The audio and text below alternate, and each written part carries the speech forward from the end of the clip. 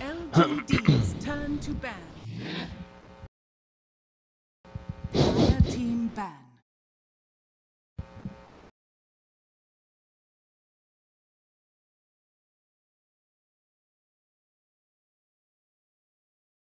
I really did join Dota Dirty. 10 seconds remaining. 5 seconds remaining. I wasn't wrong. Reserve time.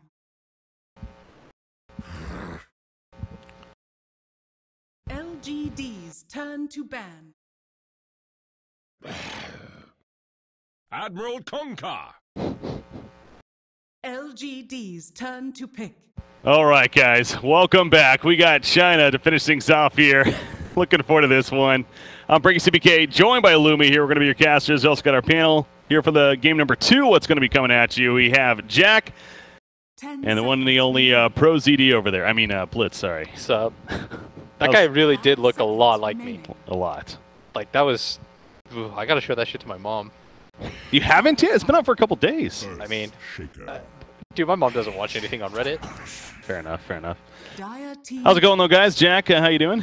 Pretty good. I haven't been able to watch as much Chinese Dota as usual or throughout this qualifier, but you know, glad to be in here for this quick panel. And we have the draft underway here, but some storylines here as well. Like Vici obviously made some changes recently.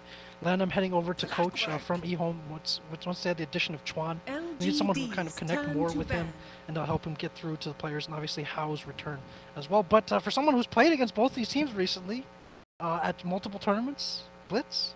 All right, so we actually rated IGV higher than Vici after we played Vici. We thought that Vici was actually kind of slow. Like something felt off about their playstyle. Like it didn't really click. We didn't understand. Because I think China is really different from America. For example, in America, if you get hold inside your base, like you get really impatient and you're just gonna make a play. Whereas in China, they'll sit on the high ground forever, and they'll just let you farm everywhere until you make a mistake and you get impatient yourself. It's like a really weird stylistic difference.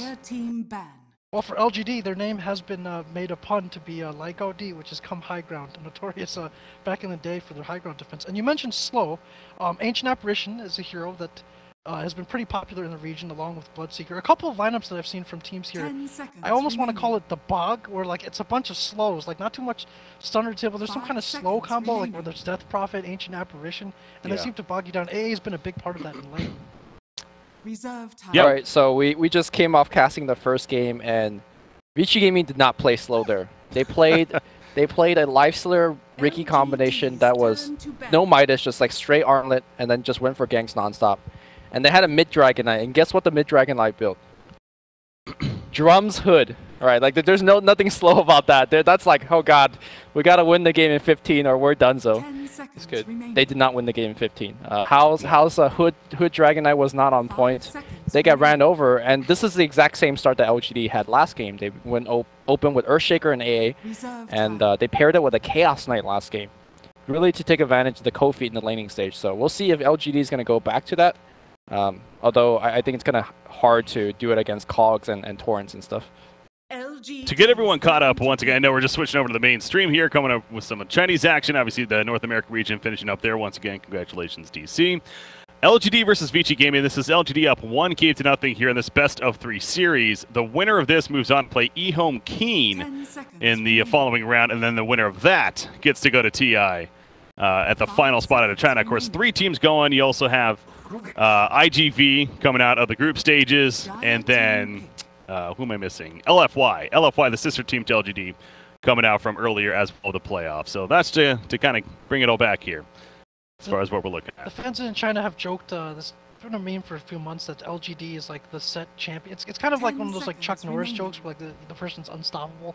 So LGD is like the set TI7 champion. So we'll see if that ultimately comes true. They'll have to first make it to TI. They've been one of the better teams in China recently, but came to the summit, had kind of mixed results there. So looking to find their form as well. And then eHome K has been one of the pleasant surprises of the scene. They've actually been better than the eHome main team for quite a few months already. I think they finished above them in like DPL as well when eHome was actually relegated to Tier 2 of that DPL season. And then their captain, Rong, has a lot of experience as well. He, I think he was the captain for the IG main squad last year, I believe. Either IG or IGV. IG at last year's TI qualifiers. Okay. So an experienced player in his own right. And they've made a deep run into this tournament. We're going to get the chance to see them again. The winner, they face the winner of this series. Now, interesting development here. Obviously, Vici coming out for Vici. Storm Spirit, up until the Storm Spirit, this was the exact same draft for LGD, by the way. But they've thrown a Storm Spirit now for their mid option. No, they had a bounty instead of Rubik. Did they? Yeah. Similar enough. Oh, that's right. Yeah, they had the bounty hunter themselves. That is right. Silencer mid for Vici would be so cool.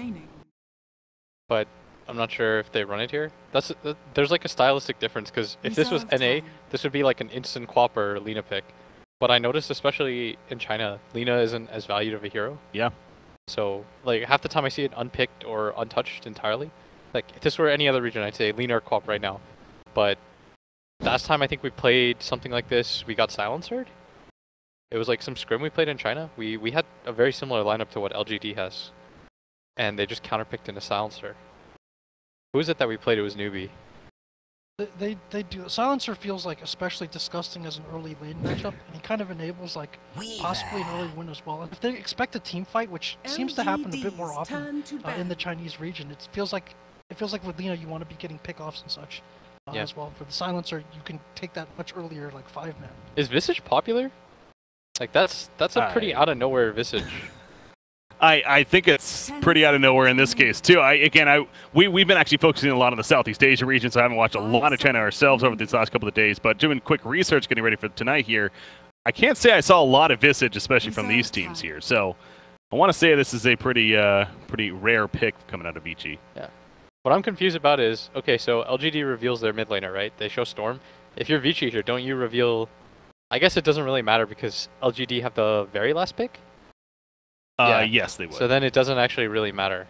I was going to say, because normally in this position, after you see the enemy mid laner, then you take your mid laner and you try to match up carries. But I guess that's in favor of LGD. Because you have to reveal something at this point. So they ban the Quap and they take Ember instead.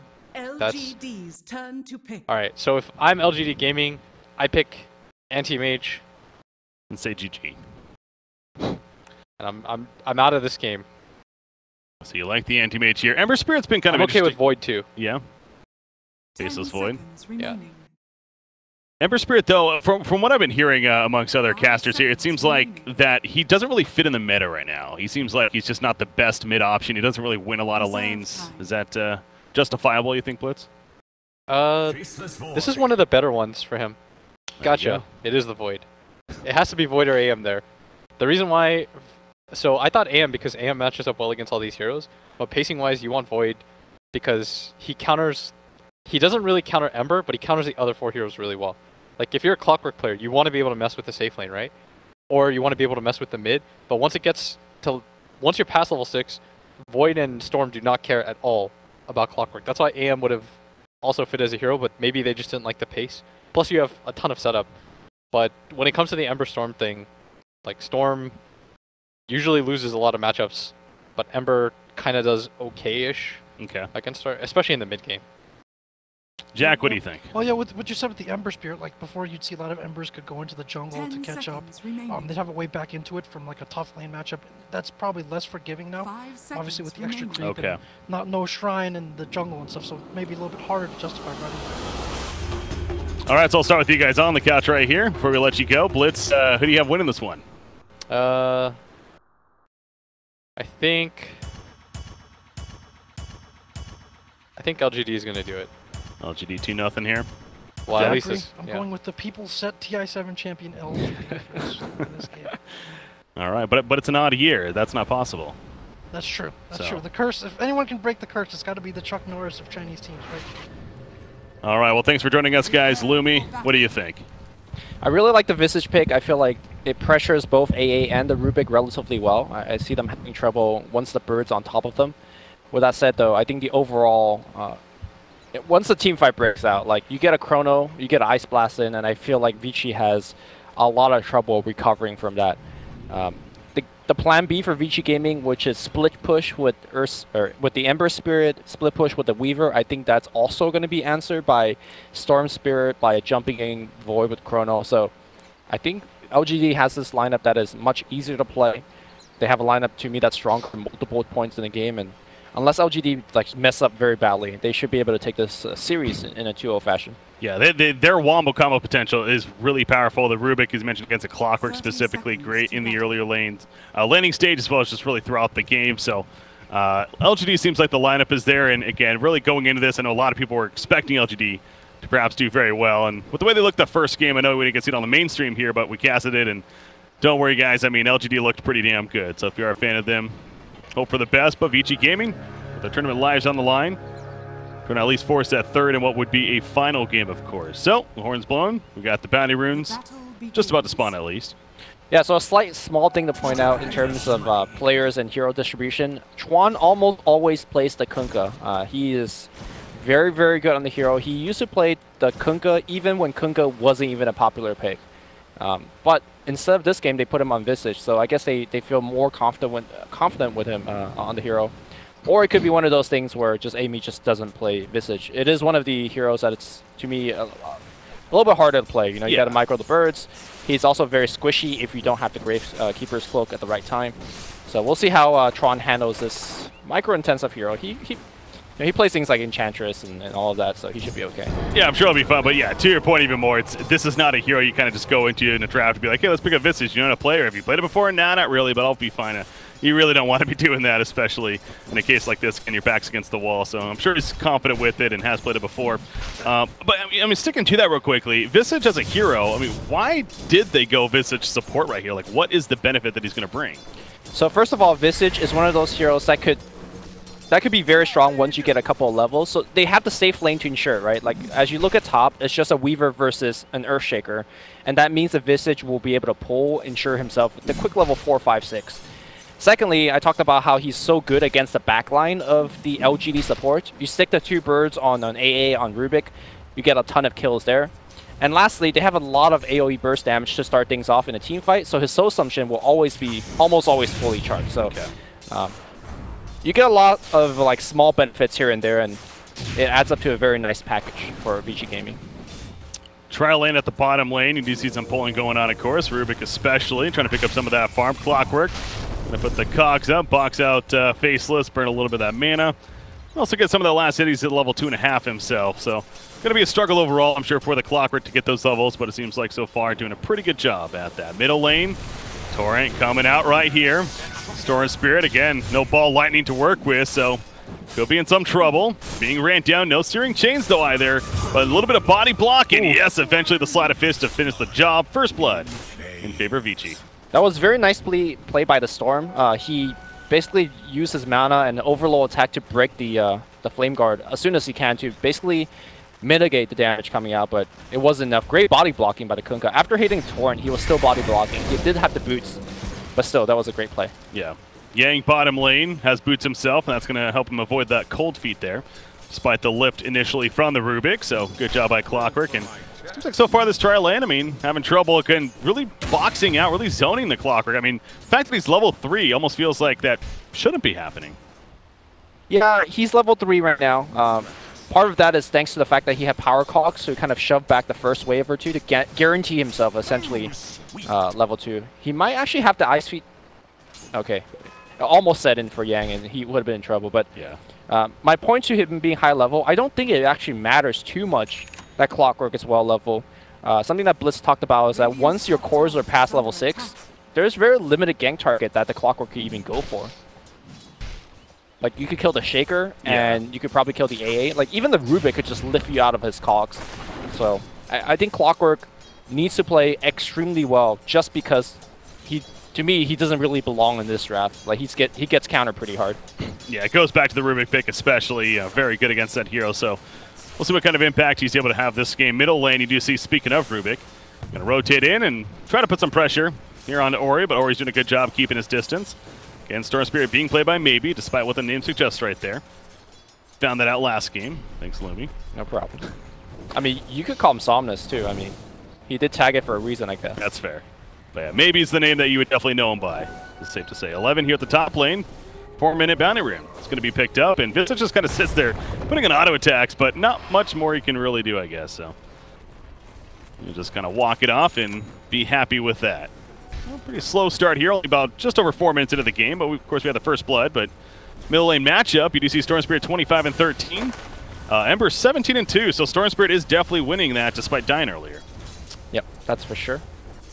Yang continue to struggle a little bit on the bottom lane. The Ice Feet, or the Cold Feet rather, takes in and zones him away.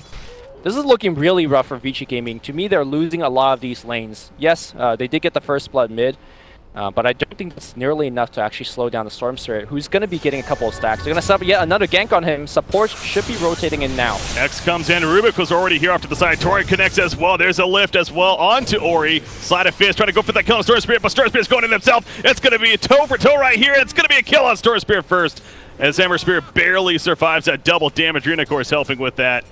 Oof, quite the close exchange. Man, that was a hard man up by Maybe. Like, he walked towards the enemy tower to get that kill against a double damage Ember Spirit. Yeah. Now, obviously, hindsight is 20/20. It looked like a pretty poor play, but for half a second there, I thought he would have actually got the counter kill. Then it would have been pretty hype. The thing is, though, that transitioned very nicely into the 5-minute shrine right there for Vici. Yeah. So Ori goes right back up, and it's an overall big picture. Definitely Vici very happy. And that means they're going to gank him again, this time bringing Chuan as well. Visage is here, Soul Assumption ready, as well as that Grave Joke. Flies both. There's the nuke. Storm Spirit, and the rocket even flies in from the side to help finish the job. Chuan actually getting credit for the kill right there. Victoria just keeping his distance. This Storm Spirit is 0-3 to start things off here. Yep. Also, unfortunately, that Chuan popped the slow onto the Storm, who wasn't moving anywhere anyways. If they hadn't, maybe they could have actually gotten a secondary kill on the Rubik. Top lane, How making a dive here. Not going to be enough. How actually was 10% life. I want to say about 50 life or so, but he time-lapsed in time to survive there. This is, by the way, one of Hao's best hero. Like, back in the old TIs of 2s and 1s and 3s, like, Weaver is definitely a go-to pick, even when Weaver was not in the meta. So it's not surprising to see him play it here, and he knows this hero in and out. You say, like, it looked kind of close. Like, he had that calculated. Simple calculus, no problem. Speaking of calculation, bottom lane, Faceless Void dives on a clockwork right there, did the math, and had the assistance of Yao to make sure that kill happened. So the first kill coming out for LGD, and finally getting on the board, so that has to feel good. Faceless Void essentially having free farm down here. Ring of Aquila is going to be coming out first, Poor Man Shield, and the Power Treads, of course, on top of that. So what kind of Faceless Void game is this as far as this item build goes? Because he's playing the one position here, they're going to be relying on his right click, right? Yeah, so normally when you go safe lane Faceless Void, you could go pick up a Lincoln Sphere, although in this particular game, I think Lincoln's looks pretty bad. There's not many spells that actually blocks. I think he's going to opt for something like a Shadow Blade, something like Mantisal, just basically allow or give his team a little bit more right-click damage, instead of just being like the really, really hard-to-kill hero that could chrono you. Yeah. Weaver, Brown Boots has been picked up, and it looks like his Dragon Lance is in the works. Speaking of Hal playing the Weaver, going to go for more of that bulkier build and ready to combat here earlier on. Top lane, Earthshaker falling back before the rotation is successful from Amy specifically. Amy, by the way, played a fantastic Ricky game last game, and I know they came out on the losing end, but he was doing a lot of work in that early game, just roaming around from lane to lane, getting courier kills and whatnot, kills himself. As the bottom lane, though, this is going to be a Chronosphere. You're kind of wondering if that was going to come out. They felt like, they don't get the kill, though! Oh my gosh, that's a miscue. Okay, they will get that kill at the end, but at what cost now? As Yao's in a little bit of trouble, but the TP's in time. No. Ember Spirit tried to come back in with a Fire Remnant, but it was a little too far away. Well, that actually worked out for LGD pretty well in the end because of what was costed in return. Yeah, that reminded of the C game I casted yesterday, where everyone just misfiring their spells. They didn't lay off that second round of auto attack. Victoria might be dead. He could just TP out here if he wants to, but I guess he wants to soak a little bit of that experience. Wants to bait. He wants to do. Meanwhile, top lane, is that a solo kill? Yes, it sure it was. is. Echo Slam used. Yep. Level 6, you find a slow speed support hero, walk up to him next to a creep wave, Echo Slam, gets the kill. But a key mistake there by Ori, did leave a Fire Remnant on the mid lane. Obviously wanted to basically get the kill and jump back, but because he left the Fire Remnant on the mid lane, it wasn't quickly enough to burst down the Ancient Apparition. X marks the spot, pulls back Yao. Earthshaker is not really nearby, he's pretty much left on his own. And this was a smoke gank coming out from Vici. Not that it would have been really seen anyways, to be fair. But still a successful gank nonetheless. Of course, the slight move speed increase.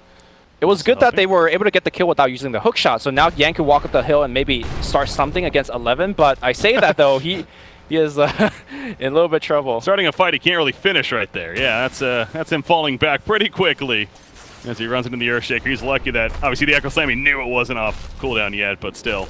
If he had Echo Slam, that could have been a different story. But man, 11's doing very well here. Sorry, I keep it in the wrong key, guys. Freaking Dakota keybinds here.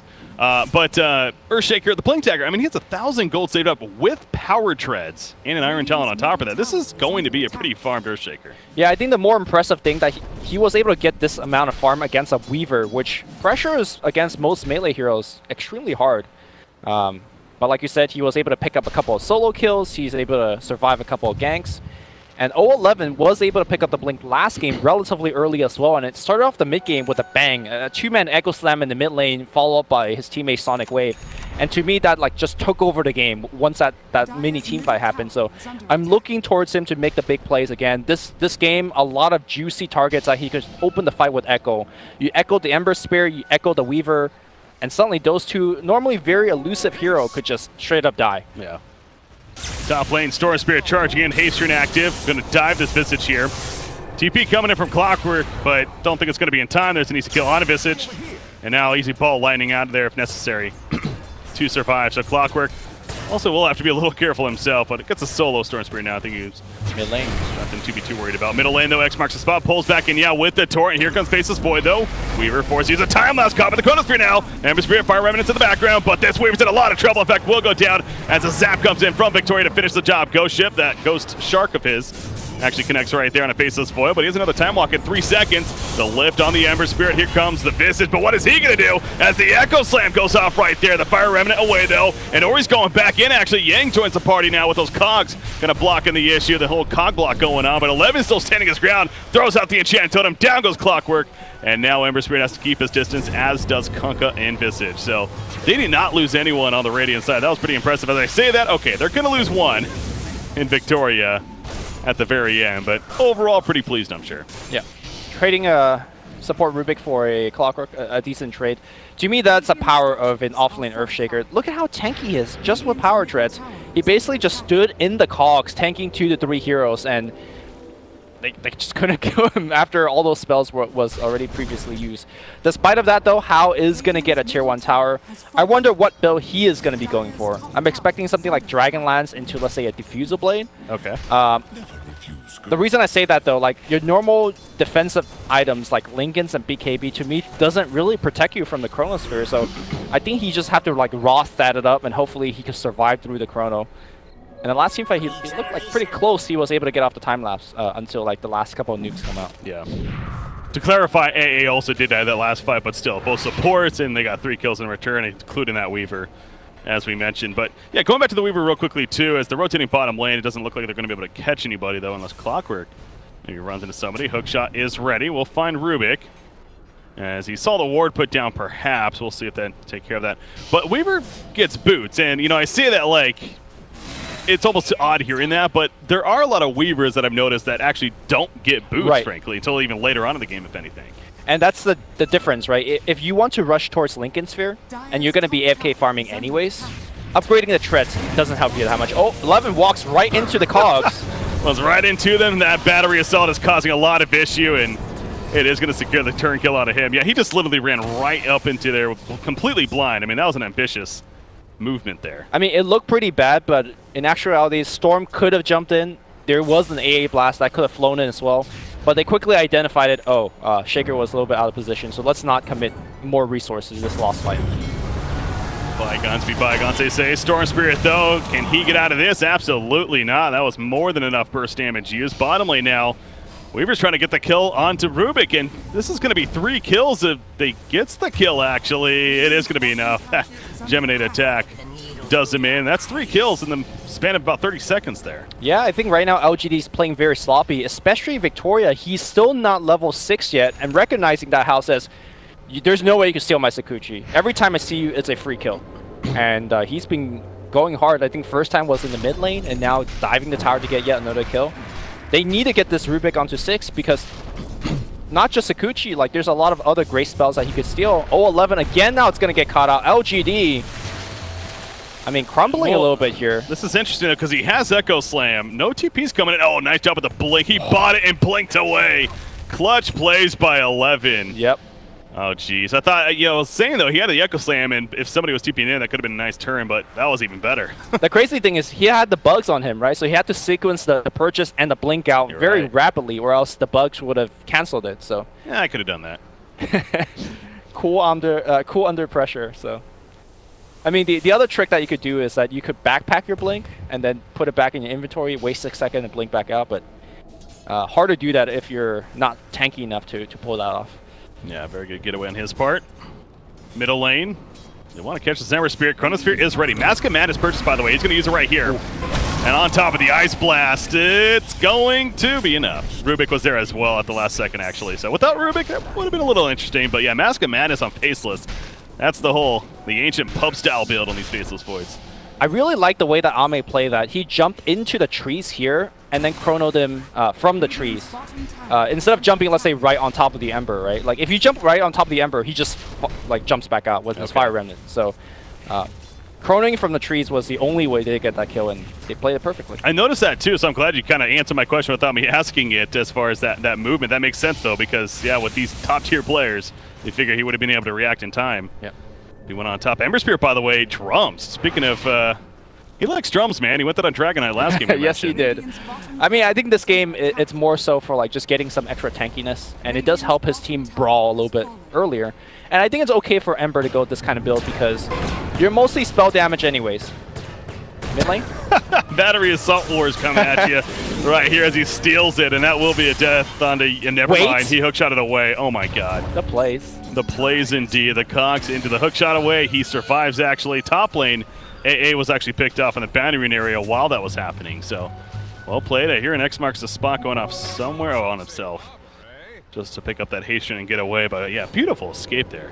Awkward. I feel like LGD is kind of playing to the pacing of the game of Vici Gaming when they don't have to. Like, they have two very elusive, hard to gank cores. If they just slow down the pacing of the game and just farm, they should be able to extend very strongly into the mid-late game. But instead, I see their supports being very active, and normally that's a good thing, but right now they're getting picked left and right. Bottom lane, speaking of picks, Storm Spirit, I guess he'll be fine. Just simply an X and Torrent combo, just to harass her. Right, and that's exactly what I mean, right? It takes so much to kill your Storm, and it takes so much to kill your Void that you could just play a slow farming game, but instead, they're playing into the tempo against the Ember Spirit that went drums, against a Weaver that's going like Treads, Dragonlance, Diffuso. You know Vici wants to fight early, but LGD, despite of that, is fighting into them with heroes that, like Rubik and AA, are just very squishy in the front lines. LGD's trying to be aggressive, though. That Echo Slam, it's still level 1, unfortunately, for a Shaker, but they're looking for a smoke ink right here. Seeing if there's any target they can find. Port coming in as well from Faceless Void. He's actually going to do just a set of Ancients here. Instead, AA will just put some more offensive vision out, and as we see on the mini-map, it doesn't seem like they're going to be running into anyone anytime soon here. Maelstrom is going to be the next item of choice for Faceless, so he's going to keep up that attack speed. Try to get some massive stun procs in between of the time lock ability. And for now, as you mentioned, just keep on farming. That's the name of the game. Storm Spirit, he's well on his way to finishing that Bloodstone. As he keeps pushing out the bottom lane, but we're going to see a group up now from Vici here at the top. Never mind. It looked like that they were going to push the tower as a team, but they decided to fall back, actually. Weaver Diffusal Blade, you were talking about that possibility, and sure enough, it is coming out here. I'm really worried for the likes of AA and Rubik as these fights break out. Because Weaver, all he's going to do is just like go to the back line and just kill these two supports. And there's not a damn thing they could do about it.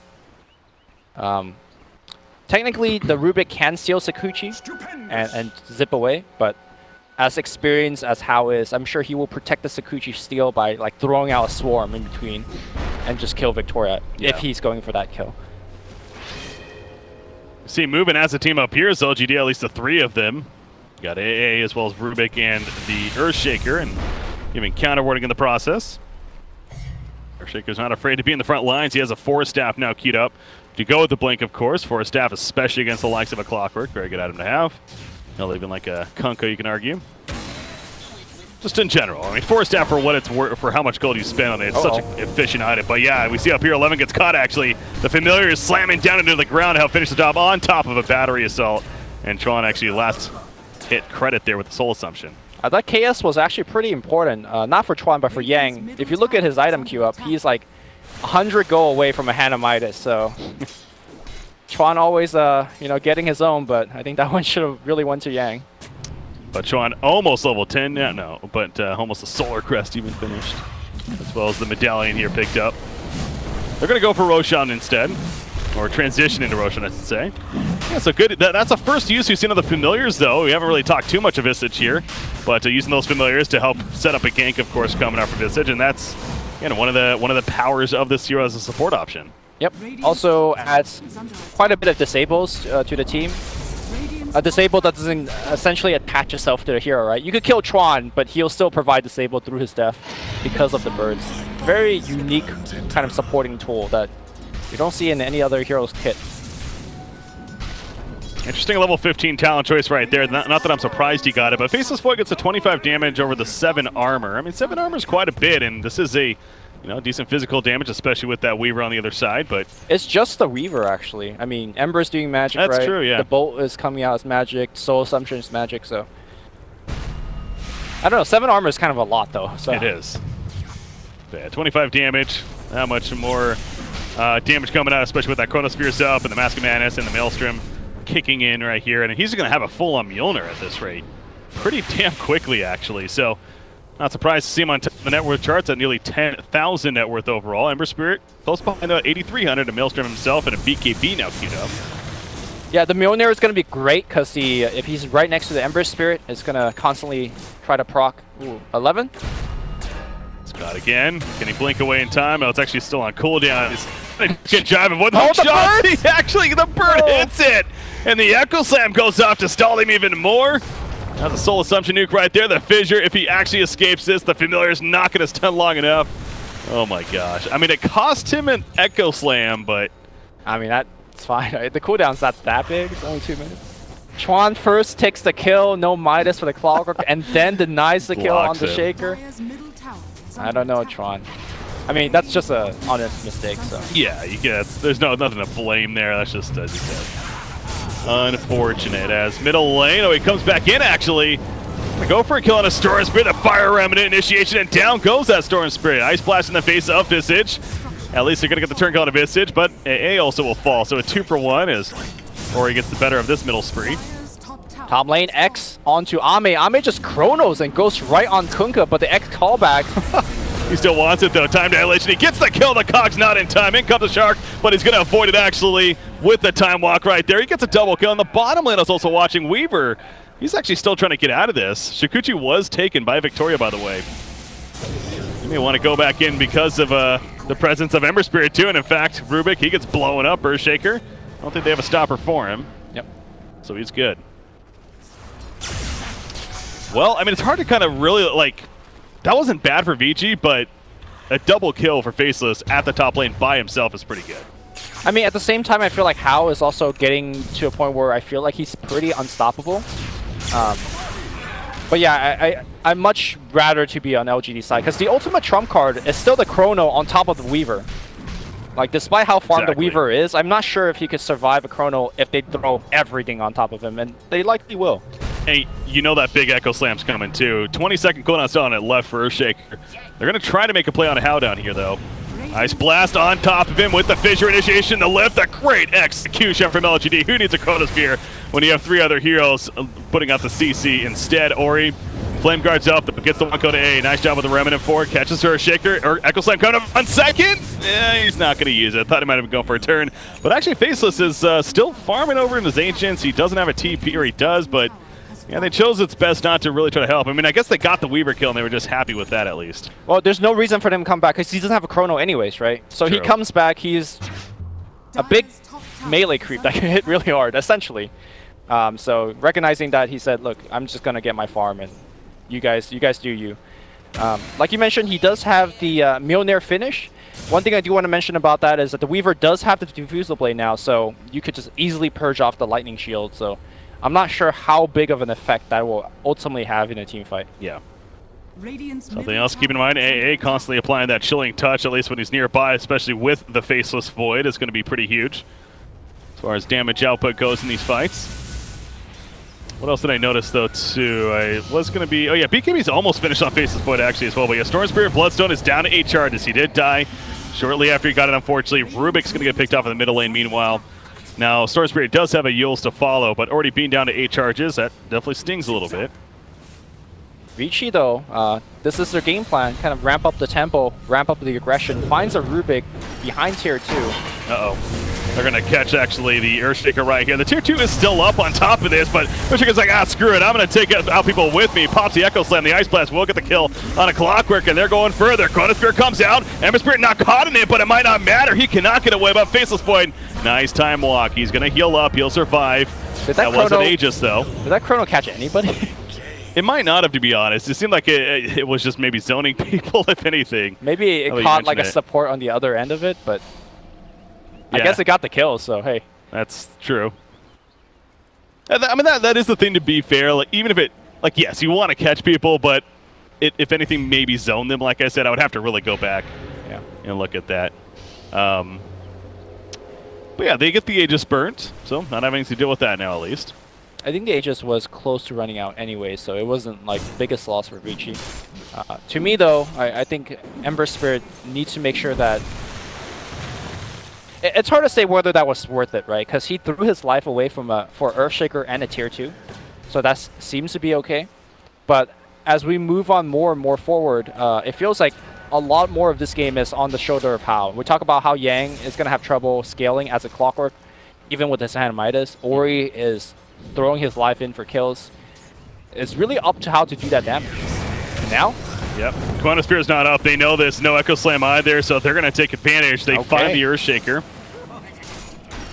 And looking to find more out of this hook shot. Will catch the AA. The Bounty Rune stolen right in front of him as well. Top it all off. The cherry on top right there. The pressure is real. I mean, I think Blitz and I were looking at the game in a much slower context, right? He says, look, Chinese teams sit on the base, just wait for your ultimates and then fight. But the pacing of this game is the complete 180 from what we believe to be. Yeah. And Vici Gaming just punishing LGD very heavily. He has a Chronosphere. He kind of just watched right, and he pops his BKB. The Chronosphere is going to use it. Yes, he is. He will catch a couple just on the outskirts right there. Kunkka included, it looks like, but he may not even be able to kill him. It looks like barely will be able to. The BKB is going to be wearing off, though. He has to be careful. Time lock, you can't get it off. Actually, all the mana was gone, and he's not buying back. He just bought that BKB, and if you're Vici, you probably understand that. They're going to go balls deep right here. Storm Spirit will end up denying himself, or I guess he might have just died in the end. Actually, Schwan, credit for the kill right there.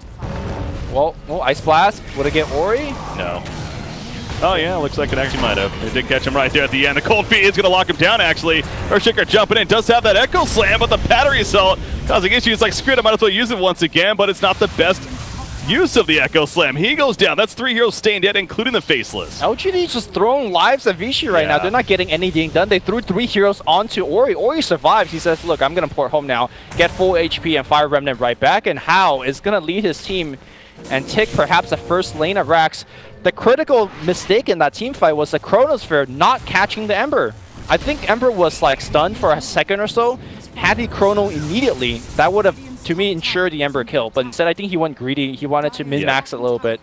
And as a result, they lose a huge team fight and the melee Rax. 100% with you. Yeah, no, he held off, and I was wondering myself, I was like, when is he going to use it? And by the time he did, he gave the chance to react for Ember Spirit instead. And he also went for more like the bigger Chronosphere as far as the positioning of it, trying to catch others. So it's one of, obviously in hindsight, if he could have a second chance, he would 100% just simply use it on the Ember Spirit. Yeah, if he could choose if to get Ember or like 2 other supports, Ember is the one that he would want. But well, at this point, no point to lament about the past. Let's see what LG could do. The next big team fight is going to be at Roshan. And I think this perhaps is where LGD has to quote-unquote lead. They have Chrono back up, right? There's no way they can stop that Chrono from coming out because of BKB on the Void. So in theory, LGD should be able to have map control here and ensure that they get the Aegis. At the same time, though, Ori could be split pushing bottom. There's pressure of bigger creeps on the mid lane against the LGD high ground. So we'll see if Vici could kind of push out the side wave and steal a Roshan for themselves. to mention this earlier. I don't know if he actually had it in that last fight. It's very possible he did, but the Pipe of Insight picked up by Kunkka here. As far as the support item goes, there is a lot of magic damage here on the Radiant side. As Faceless Void runs in, there is the Chronosphere. Only catches Visage, though. Gonna beat him down. Not even enough damage, though. He's gonna have to turn his attention instead to the support nearby. And Kunkka, they do get the kill on a Visage, and Kunkka will barely live for now. Stormspirit finishing the job with the ball landing in, gets the kill. But in the backlines, they're losing their own supports, including Earthshaker, who dies with an Echo Slam ready to go. Faceless Void, time violation. He's gonna get caught, though, and that Diffusal Blade just burning all the mana that he had. He at least has a buyback, but again, it's just the choices here from LGD just seem so sloppy as far as the Chronospheres who they want to go on. It's not working out the best. Yeah, I feel like LGD is feeling highly pressured by the current game state, and obviously they should, so they felt like they have to take a very risky team fight. But all of the narrative that we had was, you know, your ultimate trump card is you have the Chronosphere for the Weaver, right? The problem is, how many times did we actually see the Weaver getting chronoed? 0? I don't think we've seen him get chronoed. Exactly, like that's just how out-positioning LGD as a result. And if you're looking at the end of the day, this Weaver is 4-2 and 9, outputting a ton of damage in every single team fight. And if he's not controlled by the Chronosphere, the rest of the team just can't control him. He's got a BKB. So he just gets to run around and kill everybody. And now you look at a hero like Visage, sure enough, the support hero. He has a Solar Crest, a Rod of Atos pickup, and he's level 15. On top of that, he gets the 50 damage talent. I mean, him with his familiars, he's going to start, you know, being much. We saw that last fight with the Gravekeeper's Cloak. I mean, it took forever to kill him. And that's not good for LGD. The problem for Faceless Void now, because of that Rod of Atos, if you root the Void, he has to commit. Like, he has to activate his BKB, because if it doesn't, and he can't use his Time Walk, obviously due to the root, he could just die. So that Atos pickup from a 4 position support has a huge impact in this game. Also, you know, pressures the Storms as well. Faceless Void level 21 right here, so starting to keep an eye on level 25 talents, of course, in this game. See him, you got Ember Spirit and the Storm Spirit both at 22 as well, but you see Faceless Void, you know, it's going to be another one of those interesting cases. We mentioned all the physical is on that one hero on the Weaver, but 20% evasion, another case being good, but then 600 Time Walk cast range is not too shabby either, so we'll see what he goes for there. Yeah, it'll be interesting. You definitely could make a case for either one. Yeah. And now this could be yet another desperate smoke attempt from LGD. Faceless in the front lines, looking for that option. Everything is up. We still have yet to see, you know, again, the big Echo Slam. Not to put all the pressure on 11 here, but they would like to have that. You got to give credit, though, to Vici. That's probably a lot of it is because of their positioning. I mean, the other issue is you can't combo Echo Slam with Chronosphere. Like, that's true. It's just awkward, right? So part of it's the great positioning for Vici, but also part of it is just the nombo coming out from LGD. That is a very fair point, actually. And Ember Spirit just gets a gem delivered on top of everything. So as far as map control goes, Vici is starting to really control things very well. And you look at the lack of vision right now from the Radiant side. They have one pretty deep ward in the Shrine, but that's basically it. Oh, this is like a pretty sweet word. Have not seen this one before. Yeah, where it's actually positioned. Yeah, it's going to be hard to de-ward this one. I mean, if you don't have a gem, but... That's more of a, if they want to get to do Roshan when it comes up next, but by the time Roshan's out, I mean, that ward's already going to be gone anyway, so... Yeah, it's only 2 minutes left. Not going to be of much value, it seems like, at this point. Storm Spirit, he's fine. I thought Ember Spirit might have been looking to hunt for him, actually, but just happens to be nearby. Both are going to Shivas here, both the Spirits. Storm and Ember Spirit. Yeah, there's a lot of physical damage coming out from the respective core of the enemy team, so it makes sense. I guess for the Storm Spirit, also have to contend with the birds. If you're Rubik here, it is obviously Shukuchi goes back to being a very good ability to steal. Is that pretty much his priority, just stealing that ability? Like, or in a fight, is he looking for more? If he could get Ghost Ship, that's the best spell he could steal for the team fight. Because that the rum is going to be huge. 11, going to just defensively TP out. That was it. I mean, he had teammates nearby, but again, already taking the damage from Weaver. They don't have all that information, and the Diffusal Blade kicking in too. You just saw his mana start to disappear. Yep. He doesn't want that. Also, no need to risk your life for a tier 2. The big fight is going to be the high ground. Wasn't it last game we were mentioning about 11 playing the Earthshaker that the Forest Staff out good of an item? That was that game too, but he ended up going to Yils instead. I think the opposite this game is that Yils is better because you're up against. Well, so 4-staff is good. Don't get me wrong, but he also was in a lot of trouble against the X-Torrent combination, and you could dodge that with the Yules. So in a perfect roll, he has both. Yeah, which he's trying to. Yeah, he's trying to do, but kind of poor. Obviously, there's Clockwork here, and 4-staff good against him. So kind of pick your poison type of deal. Weaver, Cheese is still on him. So that with the time lapse, this is going to be a very slippery hero to kill, as he tends to be. And Ember Spirit has enough gold for that Shiva's, but of course the idea of buyback, what he's thinking about. He also is top net worth in the game. Faceless has started to die off a little bit when it comes to top net worth. He was for really most of this game up until these last, really feels like maybe 5 minutes or so, if that. Lincoln Sphere coming. Yeah, he feels like he feels pressure enough that he needs to buy the Lincolns, which, I mean, there are a lot of ways to. There's a lot of things that it blocks, but at the same time, they could easily pop that Lincolns with, let's say, Rod of Atos and then keep going. So I don't know how impactful that item actually will end up being.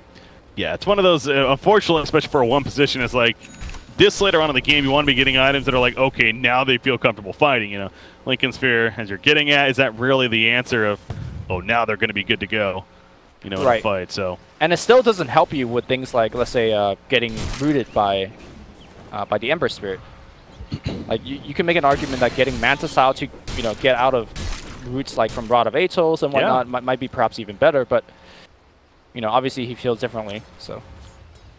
Well, again, working on finishing it, but it also doesn't seem like Vici's maybe in too much of a hurry themselves. But a smoke up from LGD, trying to really bait out Faceless Void here, it seems like. But you already have Vici falling back, almost as if they might have seen something. Aegis timer is what they want to punish. It just timed out, so they want to make a play. And the Dire scans them too. Yep, they saw this coming, so they have a very good idea now of what's coming up. And they're going to fall back. Clockwork hits Heaven's Halberd has been finished, actually. That's just, that's not in that. We should really almost expect to see at least one a game. Nowadays, it feels like. It's almost taking over the Solar Crest in a lot of ways. Bottom lane. Sorry, which item? Heaven's Halberd? Heaven's Halberd, yeah. I still feel like that item is underpurchased. It's just so good. Yeah. For the value, yeah. They just keep on buffing it, man. They buffed it a lot over time here. It is a strong item. So yeah, Clockwork taking advantage of it here. But you see the counter smoking from Vici is also not going to end up in much, though. Both teams are in a very play-safe mode and mindset here.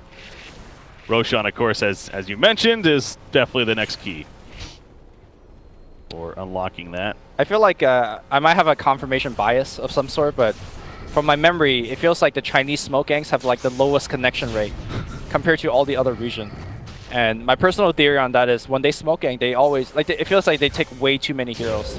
So from the enemy side's perspective, suddenly when all 5 heroes disappear from the map, it's perhaps a little bit too obvious. Again, that could be confirmation bias. I don't watch every single Dota game, so I might just be watching those ones.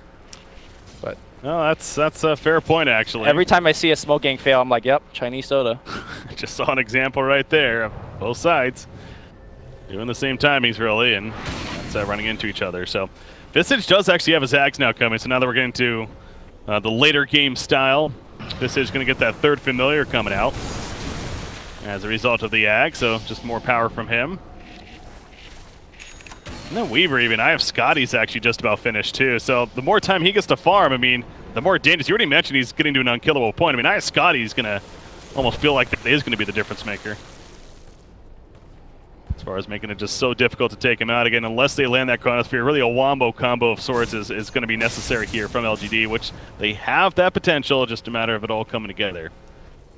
And it's hard to come together, right? Again, how do you chain Echo Slam into Chrono in a way where your Shaker gets to attack? I guess Ame could land a Chronosphere where the Weaver is just at the side, so that everyone could attack into it. I think the ideal fight is that Faceless initiates on a Weaver, just look to use Chronosphere simply on Weaver, and then Echo Slam AA ulti on the other supports, on everyone else basically. Like, that's the godlike initiation. I mean, there's also this thing where like Weaver could just buy back a time lapse back into the fight if he thinks, look, you committed all your spells, you got nothing left. I could just do that. With that said, though, that plays have been made in the past, and you just lose the game because you die a second time if you just like misjudge it. Yeah, that could be dangerous. I think Envy has made that play in the past. Oh, you just had to give him a shout out. Shout out to my boy Envy. Well, he qualified for TI. Yeah, so that's fine. That's an eye of Scotty finished on Weaver there. That means he doesn't have a buyback currently, but again, it's good luck killing him. 2600 life, time lapse, cheese on top of that. Very, very slippery. Roshan is up in 10 seconds though, so here we go with the fight for Roshan beginning. Familiar's already there scouting it. So the dire side is going to get that information in just a second. And I'm sure the ping's going to come out immediately right after. Oh, Ember Spirit, that was close. Yeah, I've noticed that throughout this game. They've been really abusing the X marks the spot quite a bit. Both sending back Ember Spirit to base and then having it come back in as a result really quickly, or just stuff like that. You know, you put it on, they go in pretty deep, and then they get sent right back. So. There's pretty much no way they could actually kill the Ember if that's the case. Hao gets jumped on the bottom side here, but he did activate his Sakuchi, so he should be fine. Oh, wait. Orchid's up, but... I mean, he has BKB. If he feels unsafe, he's trying to bait that out, if anything. He wasn't getting a kill there, so... Yeah. He's just trying to make him use it, but not happening. So going to be fine, and back to the Roshan pit now we look. So both teams pretty much have confirmation that it is up. Just a matter who feels comfortable actually going in and just going to get that jump, really. I mean, do you have to make a smoke player for LGD, you think? It would help. The question is, do they have smokes left, right? They've been kind of churning through them, and I don't think they have it. Because normally if you have a smoke left, you would have one on your support, just in case you need to like smoke right then and there. So I'm guessing that they're out of it. Faceless almost playing a ward himself. I think they almost think that it's happening, but it's as we see, that's not the case. I mean, if they see Hao outside the pit, they could be pretty sure that it's not being done, because that's pretty much all of their physical damage against Roche. Uh-oh, this is interesting. Full speed applied, he's going to be fine. Ball lightning in the backlands, catches Kunkka actually. The fissure on top of that Clockwork though. The big initiation of himself with the counter initiation of the hook shot right there. Storm Spirit still sitting on top of Kunkka. He gets a kill. The Roma's applied though to some teammates right there. Earthshaker, he's being heavily cut. He eventually fall again. He didn't get off an Echo Slam in the fight. Rubik's just trying to run. Here comes the Chronosphere, and he catches the Visage as well as the Clockwork. That's going to be 2 dead. 2 more dead even on top of that, and they're also going to get Weaver in the midst of it. He has time lapse though. Cheese in the backpack currently. There's the pick up on a Weaver, and now Ember Spirit and the Weaver going up onto the Faceless and the Storm Spirit. That was Visage picked up. Excuse me. Weaver still plenty alive. Swarm's applied now to Storm Spirit, and he's going to start running in and ends up denying himself after the mana burn just again proves to be too much there. Yet another team fight where Hao does not get chronoed, and that's not, to me, the mistake from the Faceless Void. That's just great positioning from Hao. He just wait for the team fight. His supports are always up on Ame's grill by using things like rooting him with the Ember Spirit, rooting him with the Ra Veto, so that he has to commit the chrono. And of course, once the chrono gets committed, Weaver comes out and kills everybody. There was an unfortunate misclick in that last team fight. Storm Spirit orchided one of the birds instead of the Weaver. And as a result, Hao wasn't even close to dying, so that's unfortunate. That is a little unfortunate, but gotta wonder how much of a difference that really would have made right there. I mean, you know, might have been Roshing right now if Hao dies, so that's true. Pretty big difference. And now they got double cheese now. Hao has one, he's got the Aegis, somebody else has the other cheese. This is looking like it's almost insurmountable, especially if you see the item that Hao's getting next, the Bloodthorn. That's the most expensive item in the game. Good old Bloodthorn. Faceless, he's also trying to go for one of his own though. Chrysalis has already been picked up, and he has the Orchid recipe in full queue here. So going to be a Bloodthorn against a Bloodthorn of sorts. Can I give you a cocktail party unfun guy technicality? What's that? Well, technically, it's not the most expensive. Dagon 5 is the most expensive. Oh, God. You're that guy. Yeah. Get out of here. I mean, that's what I'm here for, right? Mjolnir picked up by Ember Spirit.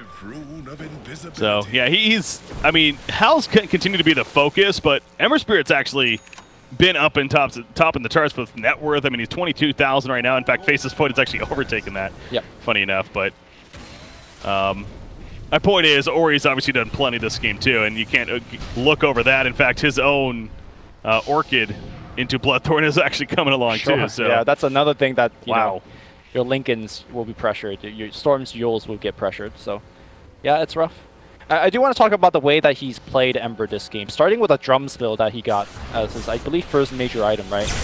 We're so accustomed to seeing Ember Spirit being the, hey, I'm going to zip in and kill everybody, but this game he's more or less playing utility. He says, look, Weaver, you're going to do damage. I'm going to be up in the front line throwing out magic damage and roots mostly. And he's not looking to commit triple Remnant in to get kills. And I feel like Chinese region as a whole has, to me, developed this playstyle of Ember that's, I think, a little bit ahead of the other regions, the style of Ember. But again, that could be my personal bias. Yeah. Because I do watch a lot more Chinese game than other regions. I just can't get over the fact, I mean, we're going to have 4 Bloodthorns in this game if it works out this way. Yeah. I mean, Storm Spirit's going for his as well. Oh, this is... Oh, nicely played here. Okay. Using up at the end of the X. They're going to try to chase something down, but the Force Staff, he's still in there. Is he going to die? Echo Slam, perhaps? Okay, they get the Aegis. All right, that's a start. That is a start. Nothing really major committed either, so this is very ideal. Chronosphere comes out, and the first Chronosphere to land on Hal. Out comes the Ice Blast as well, and Hal is going to melt in the midst of the fight. He has a buyback if need be. Clockwork also in trouble in the backline spaces, trying to do damage to him, but Storm Spirit, it looks like he explodes in the midst of it as Ember Spirit flies in with Clockwork and the cogs on top. Earthshaker buys back, as does Weaver, by the way, and of course he is back into this fight. He did time lapse back in, as you were talking about. But here we go again. It's round number 2, baby. BKB popped by Hal. Amy goes back in on the faceless void. He's looking to focus the Ember Spirit, but Amy needs to be careful. Time walk, maybe. Get that heal. It looks like yes. He time walked in time. He will be fine for now. Keeping his distance. In comes the Echo Slam for 11. Is it enough? It is on Ember Spirit at least. Weaver. And if Weaver dies, that's going to be huge. Weaver. Maybe he's trying to run him down, but Weaver keeping his distance. He has to stay alive. The gem goes down, but Weaver, he's not afraid. He's going back in, baby. He gets a counter Earthshaker, and he wants to do more even. He wants a tier 3 still. He gets a tier 3, but now he is going to fall back. And Ember Spirit, I believe that was a buyback onto him as well, if I'm not mistaken. Yes, it was. So he's back into this fight. No buyback on Earthshaker. They're going to get racks here, it looks like. Yeah, and it might be Mega Creeps as well. I think they have what it takes to just run bottom if they feel like they're strong enough. Here we go, jump forward. Again, this time is going to be for the Ember, and Ember, that is a dieback. Dieback, 120 seconds, aka 2 minutes. Hal's in trouble! Oh my God! Hal goes down, he's dead for 109! Yo! And LGD pushing out now. Schwann's also going to fall. Go top. There's no towers to go top. They could just like take racks. I don't know if they can go throne. That's a lot of buildings in the way. I doubt it, but this is an opening that 5 minutes ago, if you told me this scenario, I say, Breaky, you crazy, because that's not going to happen. But now it's happening. It is happening indeed. I'm almost just in awe at Vici. Why were they insisting on going so deep? I mean, Chronosphere's down. Echoes, I guess that's the answer, but clearly there's still enough firepower here for the likes of Faceless Void and Storm Spirit especially to deal damage, and you got to figure maybe an AA ult was thrown in there as well to help, and that with the Chilling Touch, I'm sure, had plenty of impact too. So I think the Weaver buyback initially made sense because, again, all the spells are down, right? So he comes back, he fought a long time.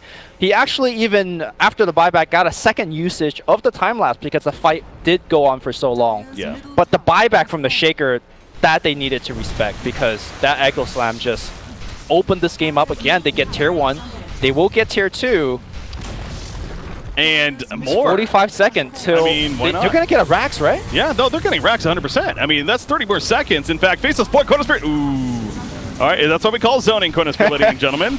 All right, well, with that missed chrono, I don't think they're going to get more than a tier 3, I say. It's going to be too dangerous. Tier 3, BKB is going to be wearing off right here. Okay, maybe they get a Rex still? If you're Vici, I mean, it's such a fine line because you don't want to just throw your support to back. Storm Spirit's like, we're going to come to you then. And Kunkka will get picked off. Lotus Orb on Clockwork in the midst of it. Now, they got to be careful not getting too Focus Fire because Weaver is up in 2 seconds. They're not going to get the rack, so they end up going for the Kunkka kill instead. And now they are going to at least attempt to retreat right here. Oh, maybe not. The fake fallback. They go back in. My God. They're going for the kill on a Clockwork, and Clockwork may end up falling as the Echo Slam follows it up as well, but I don't even know if that connected on anyone, actually. He force-staffed away right there. Being focused down. He has no BKB, has no jump, he has no way to get rid of Rudy. No. He's dead. He couldn't get it off. Now, he has a buyback, though. So that is the key right there. Rubik is going to get caught, too, and Rubik will fall. Okay, so where the hell are we now? They do not get the racks. We are watching the Chinese regional qualifiers. I'm trying to really now look at this. Okay, so the melee racks did not fall. Do you think that was a mistake to go for Kunkka? I think as soon as you missed the Chronosphere, that was a back. Okay. And they didn't go back, and that was it. With that said, though, LGD still has their own melee racks up top, so if Void buys back here, they can protect back it. And forth. Here we go. You mentioned, yeah, they only got was a ranged deal there. Weaver goes back in. Remember, no buybacks on them, though. Got to be careful. Faceless Void. Chronos in 20. They do catch AA, and that will be a melee racks kill. Without the Chronosphere, I don't think Faceless figures it's just not worth the buyback at this point. Well, Vici says, look, if you don't buy back, we're going to keep pushing until you do buy back. So I think the buyback will get forced out regardless. It's up in 5 now. And he does have a Bloodthorn, of course. So, yeah, here we go. Storm Spirit goes in. There's the buyback. He didn't catch anyone, though. He gets rooted by the Rod of Atos. Going for Visage. Visage taking some good damage. Waiting for the Chronosphere. He's not going to use it on just a solo Visage. That'd be silly. Clockwork, also the only one left behind. So Vici just really retreats there, which is definitely the smart move. Yeah. So that just goes back to the decision of the Faceless Void, right? Had he just buyback before he lost the top racks, maybe Vici just backs off and respect the buyback, and they didn't have to lose that racks. But then we're playing the what-if game, so obviously LGD very far behind now. The next point of contention is Roshan, which is spawning in about 30 seconds or 3 minutes. We'll see. Secondary Orchid / Bloodthorns are coming out on the side of Vici. Yeah. I just can't believe that still. Yeah, Faceless has his. And of course on the other side, Ember Spirit has almost got his finish. Weaver actually is still working. So yeah, Faceless is the only one with, isn't he? Yeah. Okay. Right now, Storm Spirit getting close to his. So yeah, that's going to be a very big item in this game on both sides here. It's a Shrine kill though. From Faceless in the way and LGD. At least get that taken out. But again, they do not have any racks yet. They've lost their middle and their top racks here. Chronosphere is back up. Oh, smoke. Whoa, he's going deep for this. Really wants this kill. He does have the Echo. He's going to go off right there. Storm Spirit. They catch Kunkka. Kunkka's staying dead for about 70. BKB popped by Ori, though. And he'll, well, not too much, I guess. Well, this Storm is making plays here, and they still have the Chronosphere in reserve. So they're saying, look, we're going to do Roche now, if it's up. And if you come, we have the Chronosphere for you. But unfortunately for LGD, it is not a... Oh, if they just wait there for 10 more seconds, they can get Aegis. Yeah, this is huge. Patience, LGD, patience. I think the Ice Vortex should scout it out. It should last long enough. Well, Faceless went bottom, though. Oh, that is so unlucky for them. Yeah, it's going to pop up right here, and they're going to be like, ah, crap. No, they didn't see it. It wore off at the last second. Oh, my God. They had it on their vision. They definitely did not see it. Yao could just Ice Vortex it again, although he seems to have no intention to do so. But, LGD still needs to take care of the wave. They are down 2 sets of racks now. Cannot allow bottom to be pressured. And also at this time, when you're down so many racks, it's Visage as a support hero. Look at what he's doing right now. He's just shoving out waves with birds on the bottom side. And if you leave backdoor protection unintended to, those birds will take your racks. Yeah, I think as far as it go late game like this, like where you're just about really trying to rat now, trying to finish the game, get those mega creeps, Visage is arguably one of the best heroes to have to do that. Yeah. As far as your support option goes. So Vici very happy that they have him, I'm sure. Yeah. It's essentially having a 6 hero on the map that you don't essentially care too about dying, right? Like if the birds die, like okay, whatever. Ooh, a little bit of gold, whatever. Yeah, it might be the Bloodthorn though for Storm Spirit, and actually, yeah, he does have his Bloodthorn. This is a SMY that's 52 minutes in. On Faceless? Oh, yeah. Huh. Wait. And he has a Yasha queued up. What happened here? Interesting. You seem in awe. You seem just like, okay, so what do I think of this? I think he's going to break this SMY and turn it into a Mantis Owl and a Heaven's Halberd. I think. See, that would make sense to me, actually. But I think it's just better off to have a Manta right now because you need to get rid of all those silences and roots that's coming your way. And now he has a, what am I thinking here? Now he's got the Moonshard queued up. Earthshaker, oh no, he spotted. Oh, he blinks just in time, and Hookshot hits another target. He went beyond him. That was not the intention. Clockwork's in trouble.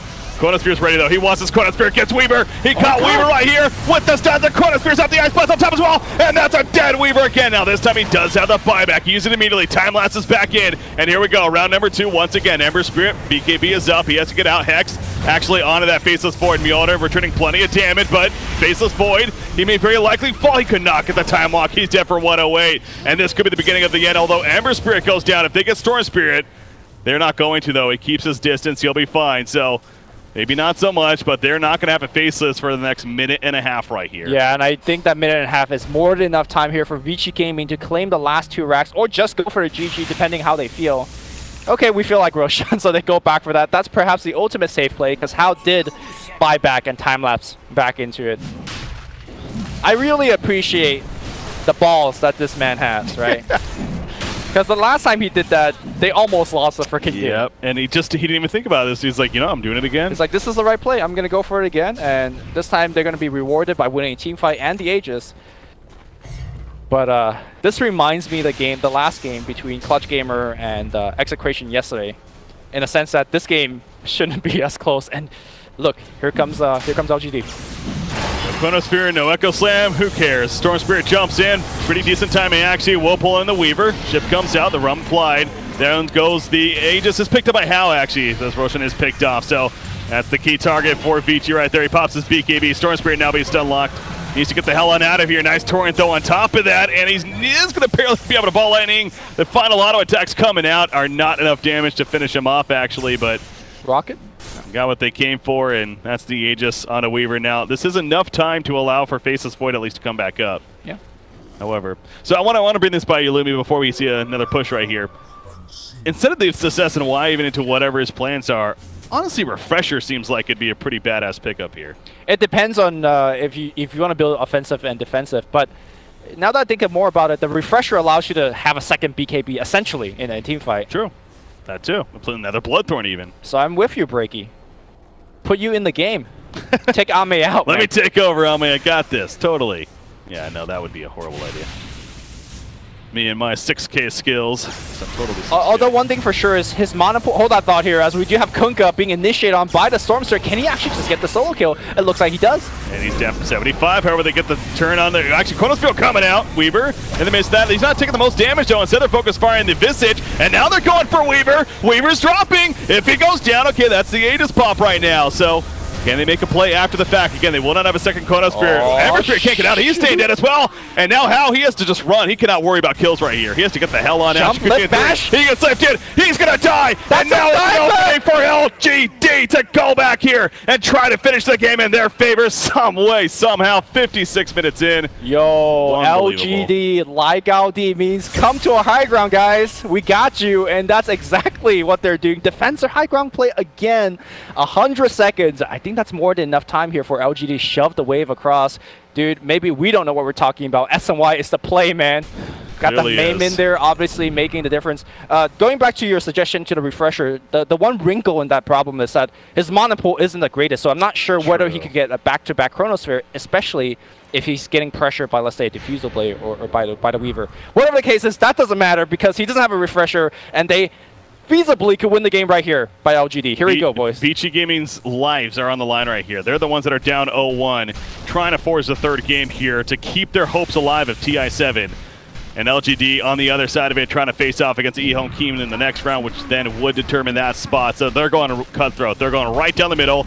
We saw what happened last time. Chronosphere's up in 20, and that's right as Ember Spirit's coming up, by the way. Yeah, and 60 seconds without the Weaver. As I mentioned earlier, a lot of the team is all utility, right? Especially with the Ember Spirit going for the item builds that he's gone for. He's like saying, Weaver, you do the damage. The problem with that is if the Weaver's dead, there is no damage against the Faceless Void. They're smoking in. Now they're not going for tier 4s. I think that's key. They're going for the top lane instead. That's all right. They're going for the top set of racks and try to even this up in the sense of the racks right here. And they're going to get it. Ember Spirit, even with Ember up again, do you feel confident going in? Because this could be the game if you go into BG and they die here. So. Yeah, if you go for the 2 Raxes, then you just back out after the 2 Raxes. Had they commit for the throne, then they commit fully. But again, that was a decision point that we don't know whether it was the right decision, because you could have made an argument that, look, we could have gone tier 4 and win, right? Yeah. But That's not the call they made. We'll see how it plays out. Ori? Uh-oh. Oh, no. Poor bots level 2 porting in, actually, from Storm Spirit as well, but you see a Faceless and a Storm Spirit flying in on his head. Dude, I'm at the edge of my seat right now because... Me too. This game could go anywhere. This is good Dota as far as just entertaining, I'll put it that way. I'm not going to sit here and say this is the cleanest Dota ever, but that's what makes the most entertaining Dota in my opinion. I agree. There's natural mistakes that can happen. Amy? Oh my gosh, this is big. This is a game-ending fight right here. Storm Spirit just going in. They have no clues. Hook shot kind of whiffs right there. Maybe a dead hit. They're locking down the Faceless Void with the Scythe. Nobody pops the BKB going in for the Weaver. The Chronos goes up. And out comes the Ice Blast as well. This Weaver's drop in. And once again, if he goes down, that could be it. He goes down. He's dead for 100 seconds. Nice see Kunkka trying to survive it off to the side over here. Maybe we'll barely be able to ball lightning away as Ember Spirit trying to run him down. Storm Spirit ball lightning again. No, Yule Scepter in the air. Faceless Void coming back in as the Echo Slam connects on a 2. Down goes Ember Spirit. He has a buyback. Kunkka's going to fall though. It's just going to be Ember versus the world as Clockwork. Oh, nice job countering right there with the Electric Vortex. Pull in with the Lotus Sword, but down goes Clockwork. Okay, there are buybacks on actually Visage as well. The Storm Spirit taunt. And now, like you said, Storm Spirit as well as the Void Faceless Void buys back, and they're going to just run down this last set of racks. I believe LGD is going to get the first, the Mega Creeps. If you told me that 10-15 minutes ago, I wouldn't believe you. This is crazy. Absolutely no way. You know, I keep saying, where are the Chronosphere on the Weaver? And Ame has hurt me, and he has delivered every single team fight since those moments. He just finds him and just chronos him every fight, and there is no more buyback. This could be Mega Creeps, but Mega Creeps ain't GG yet, so let's see if Vici could make a defense. I'm not calling GG until the game is actually over, until we're at the score screen, because with a game like this, you absolutely never know. So there are the Mega Creeps. Now they just need to go for tier 4s, do as much damage as possible. I mean, you don't even defend tier 4s here, but obviously if they start beating on the Ancients, then you have to go in. I think it might be it, man. I don't know. The damage output is crazy fast. Chronosphere's in 20 seconds. That SNY, Breaky. That the SNY is the game winner. He does have a Blood Throne here as well, remember, so Ember has to be very careful about that, but they're not going to go for it. Game's not over yet. Yeah. They say, you know what? There's still a little bit of time left. Let's not overdo it. Let the boys play, man. Indeed. What's our buyback situation? Let me just keep it on this tab, really, in a game like this. Rubik has one, and AA has one. Weaver's up in 30. Okay. And Clockwork. So those are big. Those are really big. What's Faceless? 620. Yeah, this is now Vici's chance. If Vici gets a pick off onto Storm or Faceless, then they're the ones that could actually finish this game. Here's the line of play here for Vici Gaming. You need some rat Dota from Tron. Like, he needs to get his birds in the base, and I'm not sure if it's enough damage to break backdoor protection. I don't think it is, but I don't see how they could have another push that could get Mega Creeps. But I feel like he needs to make a play with his birds to give them a chance, give his team a chance. So put it all on Chuan here. He's used to pressure. He's dealt with that before. That Scythe has definitely been pretty key too. I've noticed that Faceless has been hexed up a couple of times in these fights. Coming out from him. I thought Clockwork actually had one too, but never mind. He's got the Halberd. The Lotus Orb has actually been fun to watch there with the Ags. That was an interesting Lotus Orb on the Storm Spirit pull-in because he has the Ags. So it actually did the whole AoE pull-in right there as a result. Wait, does he have the Ags? Yeah, Clockwork does. Okay. So I assume that's why that worked. Honestly, I didn't even know that that's how it 100% worked. If you have an Axe yourself with a Lotus Orb. But it looks like it does. Because everyone got pulled in on the Radiant side from what I saw. Fight breaking out. Yeah, Rubik going in with the hook shot. Ice Blast right on top. They do a good job of spreading. However, Clockwork gets caught. Ooh, that was an Echo Slam that it wasn't used on anyone, though. Or Shaker. Maybe the Blink got taken off unexpectedly. Hao is on the chase. Chronosphere on top of his face, and look at his HP! He's gone! He has the buyback. He time-lapse into the Chrono. He should be fine right now, and Faceless. Now it's looking to kill. Faceless, if he dies, we just talked about this. If he dies, that could be GG in favor of Vici Gaming. So now Ame has to keep his distance. Just keep him alive is the name of the game. Weaver, though, wants that kill. X is going to pull him right back in. Can they stop this? They cannot. He's dead for 2 minutes. 80 seconds death for AA. He does have a buyback. Home in trouble. Storm is porting into the throne. Going for the throne. He's this hitting is it. the throne. LGD's going for the throne. Here comes Ember Spirit holding him off, though. Silence goes up. And there's the counter Silence with the Blood Throne. In fact, Ember Spirit could be in trouble here. Storm Spirit's going in. Everspear's dead. Hook shot in now, cutting for Clockwork. But can he stop this? He can't stop this by himself. Who cares if they're dying in other places? Unless they get back, this could be the game now for LGD. Disarm, disarm, now they disarm, and it's going to be enough to scare him off right there. All right, the base at 1,000 HP. Keep in mind, 90 seconds, 2 faces void. It's time to get kills and pressure mid. Go, go, go. It's so anybody's game right now. How do you do that, though, with Storm Spirit lurking nearer and obviously their base being heavily pushed in? They can't capitalize. Where is Yao going right now? This is not the time to hit neutral creeps. What is going on? He's farming, man. He wants that Mjolnir, which no doubt will be great in a game against Mega Creeps, but yeah, it's as far as, I don't know, man. It's the last thing he wants to do, though, is go for try to God, finish. Victoria gets a lift up. I mean, I don't think they can kill me or anything. By the way, How tried to TP back to defend against the Storm push, and Victoria was there to break his Lincolns, or just lift him up and cancel the TP. That was the reason why Stormster was able to do so much. Do they have detection? How pops his BKB? He is Sakuchiing away. He does not have time lapse, and it looks like they just guessed wrong, and How should be able to make it home. But this is precious seconds that Vici Gaming that isn't pushing the waves back. Yeah, no, LGD is happy with this. They're like, all right, we don't get the kill, but Faceless is up in 30. Who cares?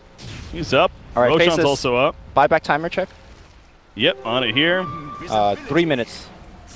Yeah, so that's up in 3. He's going to be up in 20, though, as far as just naturally. Refresher, by the way, on Storm Spirit. He's had that, so double Blood Thrower, you know, double bots even. He has 21 charges on that Bloodstone, which, of course, is helping. Not going to lie, this is my first time ever seeing a Refresher Storm Spirit. Seems like an odd item on a hero, but it makes sense at the same time, right? Yeah, I mean, he's basically using the Refresher all for his, like, item activation. Oh, yeah. That's 100% all. Yeah. I guess also Electric Vortex, but whatever. Oh, yeah, that's definitely the big key right here. I mean, Lotus Orb on Rubik. Let's kind of, okay, we're in a little bit of a calm, quickly go through level 25s, 20% cooldown reduction on Rubik. Not level 25 yet on him. Storm Spirit, of course, went the, ooh, he went the Electric Vortex here, so for the extra pull-in. Basis did get the 600 Time Walk out, so he's had that for a while, of course. Yeah. Earthshaker's almost level 20. That could be interesting, minus 2 seconds or 600 life there. Everyone else, Weaver, 35% magic resistance over the Sakuchi speed. Interesting. Look, he's chrono half the time, so I'm not sure if Sakuchi matters. Especially, again, there's a lot of magic damage coming outside of LGD.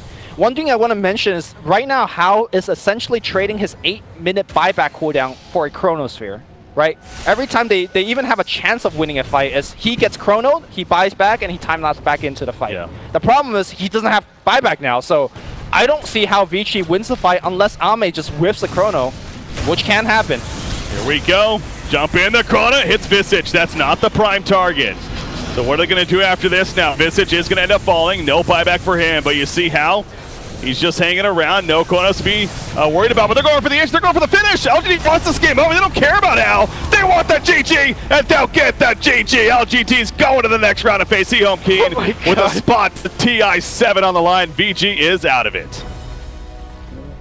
What do you say with a game like that? I'm just gonna walk off. That's what I'm gonna do. I'm just gonna I'm not gonna do that. But. Wow, what a game! What a game, Lumi. Need some water after that one. Need a break. That means, though, we are going to have a break as we get